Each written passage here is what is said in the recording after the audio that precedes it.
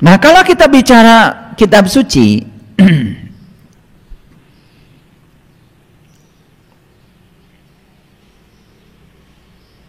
ternyata kata gunung dalam kitab suci, ini yang saya teliti, karena saya peneliti, saya kalau bicara tidak ngasal. Saya hitung dalam Quran, ayat Quran yang berbicara tentang kata gunung itu lebih dari 70 kata. Lebih dari 70 ayat berbicara kata gunung di Quran. Saya coba teliti kitab suci dari keyakinan lain. Misalnya dalam Injil. Makanya saya buktikan ya. Ini saya sitir ayatnya. Ternyata dalam Injil juga kata gunung sama ya, seperti yang ada dalam Quran. Saya baca Dhammapada. Saya baca kitabnya Lao Tse. Saya baca tulisannya Krishnamurti.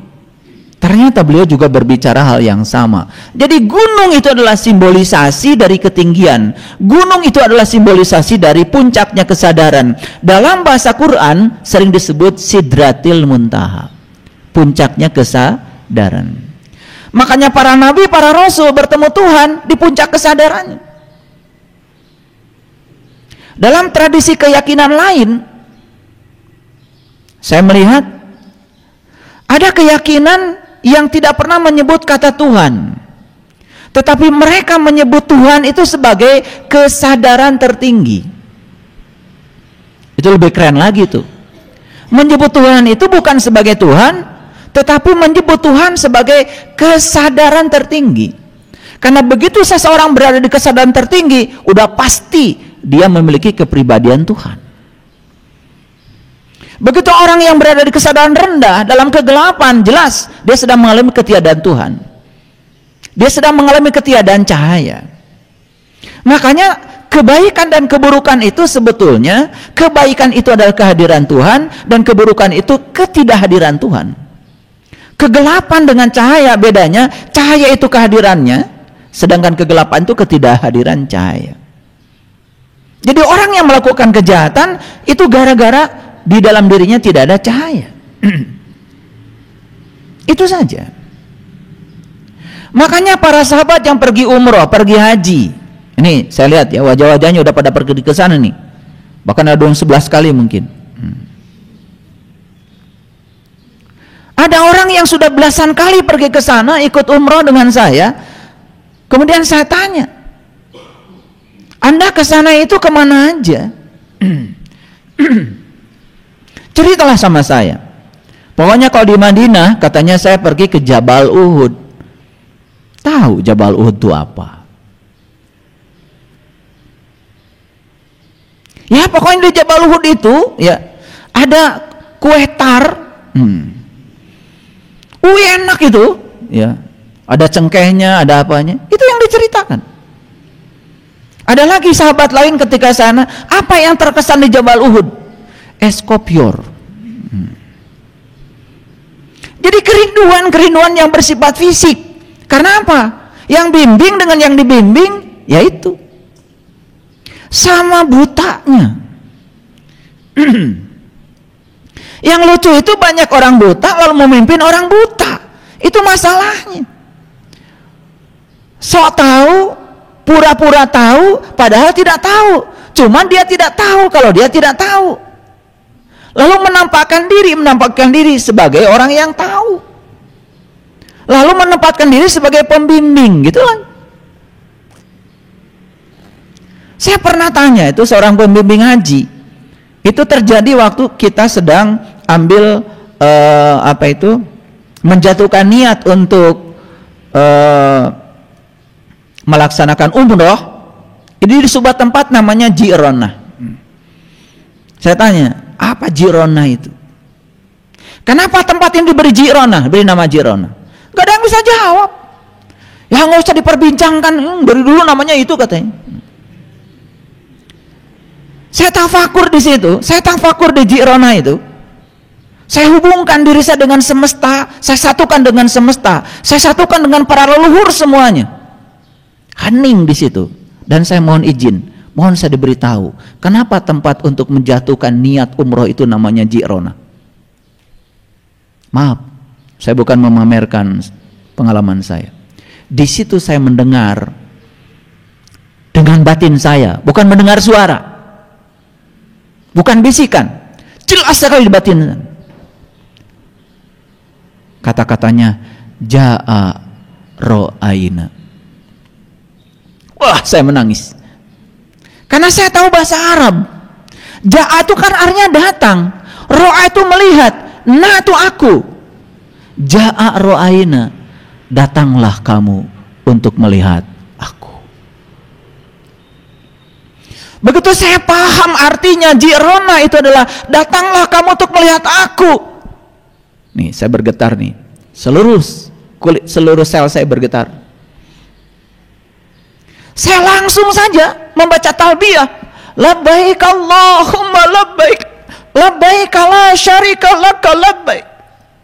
Innal hamda wa ni'mata laka wal mul la syarika lak. Aku datang memenuhi panggilanmu ya Allah, untuk membebaskan syirik yang ada padaku, untuk membebaskan sifat mendua yang ada pada diriku. Itu otomatis. Saya tidak dibimbing oleh pembimbing seperti kalian mengucapkan itu. Saya menyanyi sendiri dalam hening. Labbaik Allahumma labbaik. Labbaik la syarika laka labbaik. Innal hamda wa ni'mata laka wal mul la syarika lak. La syarika lak. La syarika lak. Pertemukan aku dengan Engkau ya Allah di rumahmu yang sebenarnya, agar setelah aku mengenalmu aku tidak menduakan Engkau lagi.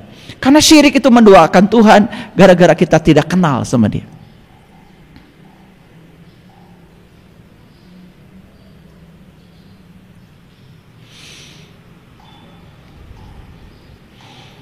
Ja'a ro'aina, ja'a ro'aina, ja'a ro'aina. Kecepatan ngomongnya jadi Jirona. Sama seperti orang bilang kampung rambutan, kan sisanya tinggal rambutan.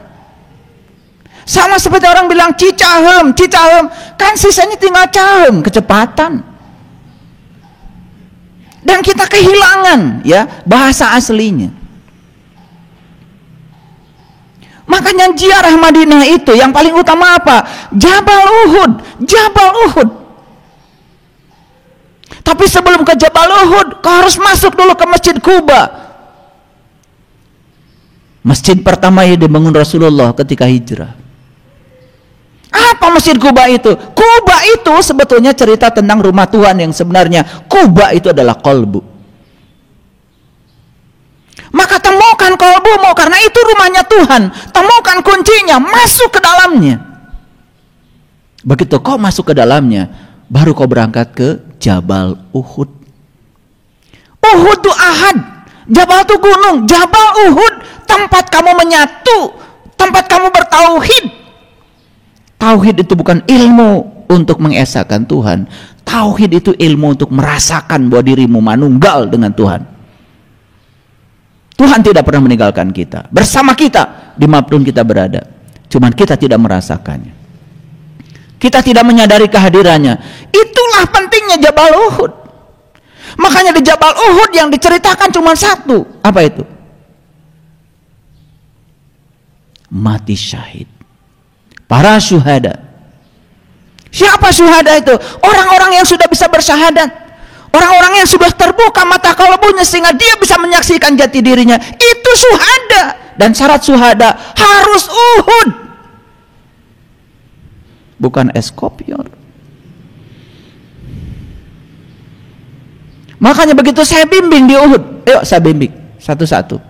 Nangis semuanya, teriak. Belasan kali saya datang ke sini, saya belum pernah merasakan pengalaman yang semacam ini. Iya. 1000 kali kamu datang ke sana dibimbing orang buta, tetap saja kamu buta. Di Uhud belanja, di Quba belanja, di mana cuman belanja? Karena di mana-mana banyak orang yang jualan. Repot habis umroh. Belanjaan, pabalatak di kamar. Giliran mau pulang bingung. Kenapa? Harus beli koper baru, overweight. Itu umrohmu, itu hajimu. Sibuk aja ngurusi oleh-oleh dan baca doa. karena banyak pesanan.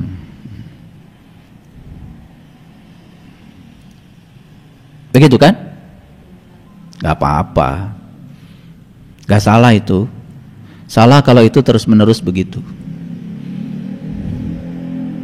Selesai, ya fase dari Madinah itu apa? Kuba, Uhud.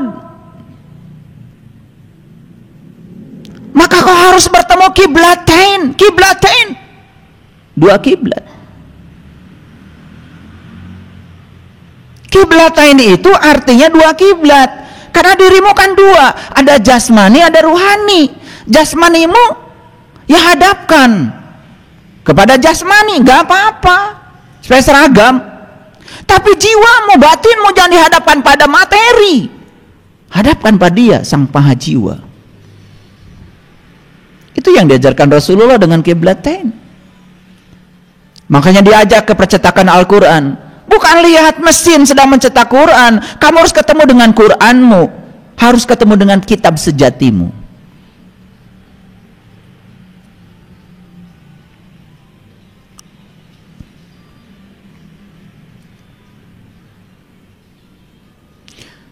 Di fase Mekah juga sama. Ziarahnya ke Jabal Nur. Jabal lagi. Apa Jabal Nur? Gunung yang bercahaya. Apakah gunung yang di sana bercahaya? Tidak ada. Sama gunung yang di sana dengan gunung-gunung yang di sini. Sama dengan Gunung Gede, sama dengan Gunung Salak, sama dengan Gunung Pangrango, sama dengan Gunung Guntur, sama. Pernah ada seorang mutawif bilang sama saya di bis, asal aja ngomong, Bapak Ibu, gunung ini ya kadang-kadang bercahaya. Wah, ini mulai ini bohong. Saya tanya, lu udah pernah lihat gunung ini bercahaya? Belum pernah, Pak. Lah jangan ngomong. Gunung itu adalah tanah, nonjol dari bumi karena apa? Terdorong oleh gaya tektonik. Itu fisika, itu geofisika. Nggak ada bedanya, semua gunung juga begitu. Tapi gunung yang diserahkan dalam Quran, dalam kitab suci, bukan gunung yang itu. Itu simbolisasinya saja. Jabal Nur adalah gunung yang bercahaya. Gunung yang bercahaya adalah pusat kesadaranmu sendiri, puncak kesadaranmu. Di situ kau akan menemukan pusat semesta. Di situ akan menemukan cahaya di atas cahaya.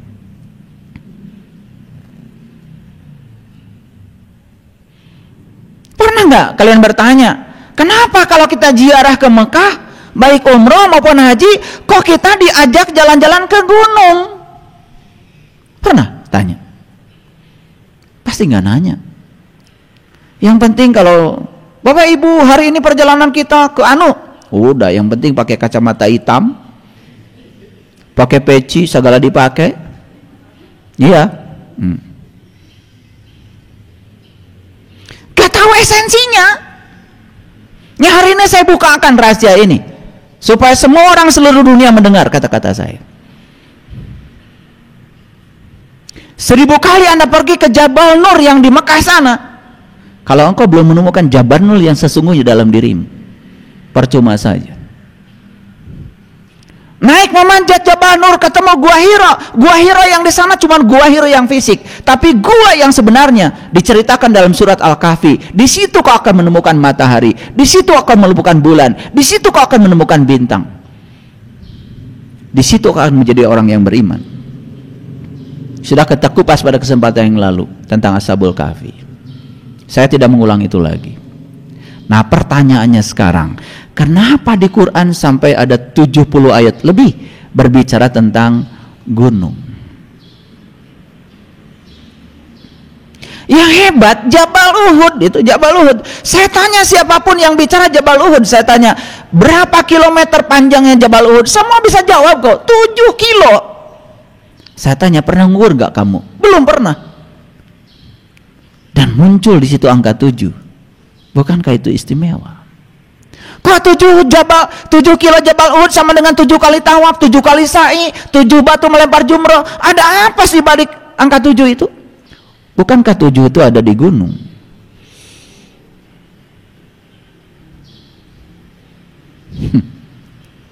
Buka sedikit ya. Agak obral saya hari ini. Makanya di Injil maaf ya, yang kesinggungan, yang masih belum bisa menerima perbedaan, sebaiknya jangan dengarkan ceramah saya dulu. Tapi yang sudah siap, sudah dewasa, boleh. Kan kita tuh lucu ya, ketika SD, SMP, SMA, saya masih ingat tuh pertanyaan guru agama saya. Selalu bertanya apa? Kitab yang wajib diimani ada berapa? Oh, saya lancar sekali waktu itu. Quran diturunkan pada Nabi Muhammad, Injil diturunkan sama Nabi Isa, Taurat diturunkan pada Nabi Musa, Zabur diturunkan pada Nabi Daud. 100 agama saya. Dan guru agama saya tidak pernah tanya, kamu punya nggak 4 kitab itu? Pernah baca atau tidak? Kan yang namanya iman itu harusnya setidak-tidaknya punya dan pernah baca. Dan yang lucu, malah diajarkan kita membenci kitab yang lain yang kita sendiri belum pernah membaca kedalaman isinya. Itulah pelajaran agama yang penuh dengan intrik dan fanatisme. Di situ ada kebencian. Makanya saya nekat ya, walaupun bapak saya kiai ya, walaupun di rumah nggak ada Injil, saya beli Injil. Ternyata dalam Injil itu ada Tauratnya, dalam Injil itu ada Zaburnya. Dan saya baca berulang-ulang, sehingga saya kalau ditanya orang ayat manapun yang ada dalam Alkitab ngelotok. Saking seringnya saya baca. Makanya mahasiswa saya suka heran. Saya kalau ngajar 4 SKS itu tahu-tahu udah 20 papan tulis saja saya nulis. Dan semuanya rumus. Dan mereka bilang sama saya, gimana katanya Bapak bisa hafal rumus sebanyak itu? Dan dia pikir saya menghafal. Makanya saya sambil berceloteh pada mahasiswa, tidak ada perintah di Quran menghafalkan rumus fisika. Tidak ada perintah di Quran mengingat-ingat rumus fisika. Yang ada itulah mengingat Allah. Jadi kalau saya bilang sama kalian, ingat ya rumus ini, saya berarti melanggar Quran. Ya toh? Di Quran itu cuman fazkurullah dzikran katsir. Ingatlah Allah yang banyak. Itu. Loh kenapa bisa ingat? Saya juga nggak tahu. Pokoknya kalau tangan saya udah nempel di papan tulis, jalan aja.